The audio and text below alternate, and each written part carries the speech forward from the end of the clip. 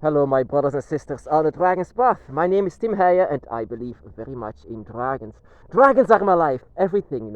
Dragons are everything ever since 2005 when I had my dragon awakening. I'm actually not here alone. Of course, I have my dragons with me, but I also have my Spyro with me.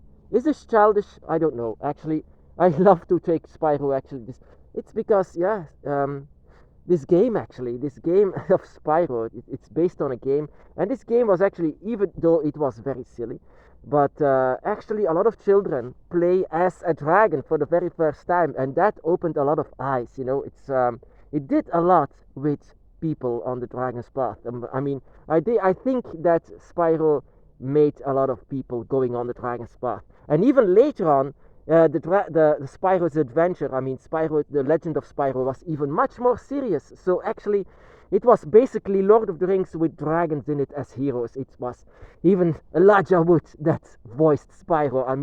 Frodo Baggins from Lord of the Rings. It was basically the same but with dragons, and that is how I love Spyro. Actually, he took care that a lot of people walked on the Dragon's Path. It was beautiful, actually. But yeah, I wanted to talk about something different, my brothers and sisters. I have a lot of dreams lately. Dreams of dragons, but not just dragons. I had a dream of a dragon that I saw before, a dragon that was not unfamiliar with me. A certain brown dragon. I had talked about him before, but he, yeah, Q. Quetzalcoatl, dragon god of the air, lord of the air, and how I call him now, the lord of riddles, because he had a lot of riddles for me. Years ago, many years ago, I had a dream of a brown, beautiful dragon, and he was one of the most beautiful dragons I could ever seen, I could ever imagine. My dragon stood there, saying nothing, and just staring at me, and to this brown dragon. He introduced himself as Lucifer, and as a Catholic backstory that I had, I was backing away from it.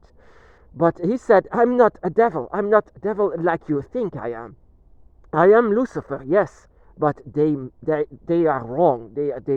I mean, I cannot say what his words specifically are, but he was annoyed when I say, oh my goodness, a devil. Lucifer equals a devil for in Christianity, and that is what I thought whenever I heard his name, Lucifer. And he said, no, I'm not a devil like you think I am. He was a bit annoyed by this, and he was talking to me without opening his mouth, and that was so strange about this. And I couldn't help but staring at his beautiful brown body, and I was thinking about it, and he could understand my mind. Like I said, I don't have to open my mouth to talk to dragons, and he could very much understand my mind, my thought, whatever I was thinking. It was not something that he couldn't see. He sees my mind, he sees my thoughts. And he actually said, that he was always with me by my side, but now it's the time actually to reveal himself. And indeed, he revealed himself. And now I have a lot of new dreams about him.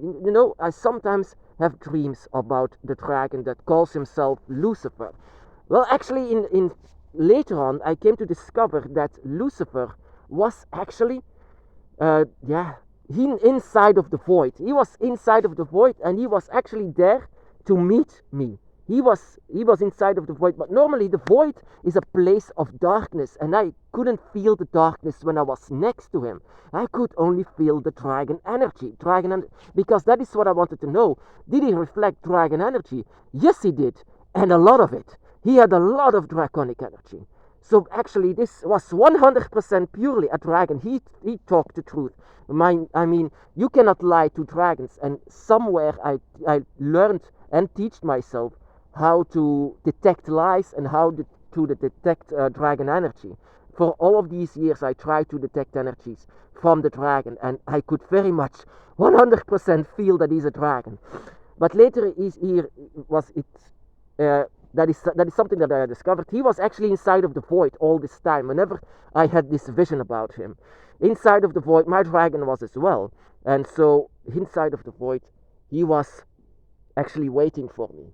I'm sorry. He was actually waiting for me. And that is what he could do for you as well, my brothers and sisters. Because that is, every dragon god, he approaches you in a very different way. But the different way is like, what did they have in store for you? And the first dragon god has, it's going to shape your entire path. But he was not the first dragon god. Tiamat and Leviathan and even Fafnir came before him. So this was actually, that is what I wondered myself. How can I detect all of these three dragon gods, but not the fourth? But he revealed himself not as Quetzalcoatl. He revealed himself as Lucifer, a different name. So he wanted actually to test me how I could trust him. But I could trust him by feelings, intuition, and detection. I could very much feel his draconic energy. So I was feeling quite kind of safe with him. That is what I had. What you can have with dragon gods. Whenever dragon gods arrives and you feel safe, then you are safe. But if a so-called dragon god arrives to you and you don't feel safe, something is wrong. That is not a dragon god. So that is a lie.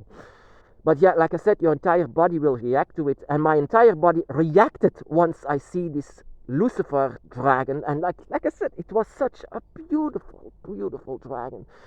Next to my dragon, I felt unworthy actually a bit in their presence, of both of them. But later on, he said that it's not needed, it's not necessary, because you are one of them. Yeah, that is, I didn't want to say it back then, but that is actually what they wanted to say, especially Lucifer. He said, you are one of us. One of us. I said, no, I'm not one of you. I'm just a silly human. Look at your hands, he said. It was a claw. It was that of a claw. It was as brown as his skin was, his scales was. It was just as brown as it was. Didn't want to accept it, of course. But now, recently, I had new dreams about him. New dreams about this, you can say, Lucifer or Quetzalcoatl. Back in the day in Mexico, whenever they worshipped him as a god of life and worshipped him as the god of the air, the lord of the air. Whenever he was high in the sky, they see him still as a star. And every time they can see Quetzalcoatl as a star high upon the heavens. And that is when they called him the morning star. The morning star that is also called Quetzalcoatl. And later on, also being called as Lucifer. So actually Quetzalcoatl and Lucifer are the same entity, are the same spirit. But now very much demonized, as both as Quetzalcoatl as Lucifer. Lucifer is not even what they call Satan, not at all. That is a different kind of spirit that they have. And now these dreams that I have about Lucifer, about Quetzalcoatl, is for everyone different.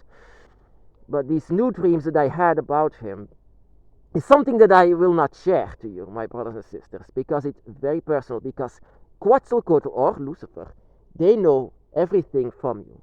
They know that you cannot hide secrets from dragon gods, and especially also not from Quetzalcoatl. Quetzalcoatl normally is filled and covered with feathers, but in this dream he was not. Actually, what he wanted to reveal is not his true appearance. He wanted to reveal what you actually are inside of your spirit. Inside of your spirit there lives a dragon spirit. A dragon spirit that was already asleep all the time. Until your dragon comes with you and your dragon touches your spirit. Then your frozen spirit can be finally unfrozen and can be awakened. But not everything is done with the dragons that are touching you. Now it's time to awaken and being born again. And what he wanted to show, actually, my brothers and sisters, was what was a reflection, actually, from your own spirit. But like I said, Q of Quetzalcoatl, or Lucifer, or how you want to call him, the dragon god of the air, is actually a god of riddles, and a god that you simply have to learn from. Of course, from all of the dragon gods, you are learning something different. From Quetzalcoatl, you are learning from yourself and who you are actually, And that is what I didn't know from Quetzalcoatl, because Quetzalcoatl, that is why he said he was Lucifer and he was actually the brown dragon. But if in fact he wanted to show what lies inside of yourself. He is a shapeshifter. Quetzalcoatl is a shapeshifter, shapeshifting dragon. Normally he's covered with feathers. That is his true appearance. His true appearance is filled with feathers.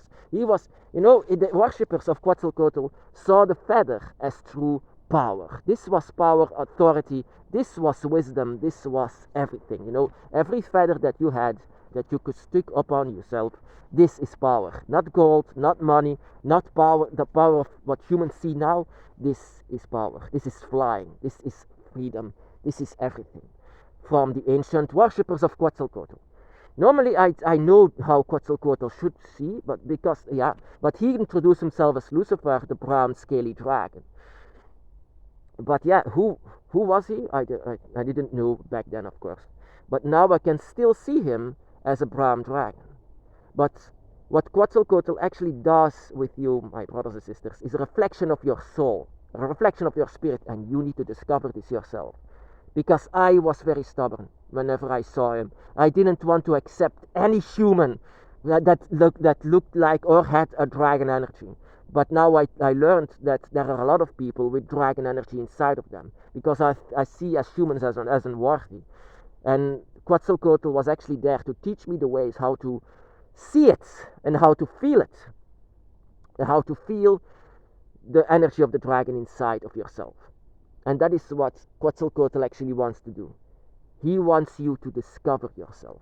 He wants you to see yourself and to reflect yourself. Inside of the void, that is actually one of the first moments that I seen Lucifer and this beauty that he was. Excuse me. But the beauty of Quetzalcoatl is actually the beauty of Lucifer and the beauty of yourself. Now I'm here actually as a human, but you cannot compare yourself as humans and dragons. This is actually not comparable from each other. And that is what Quetzalcoatl actually was. And that is simply because I wanted to push the dragon away all this time. And he was there actually, stop pushing the dragon away. Simply because you feel unworthy. Because you don't feel worthy near to the presence of the dragon. Now you are here with me, and now you are accepting actually who you are. This is the power of Quetzalcoatl. This is the power of the Lucifer dragon.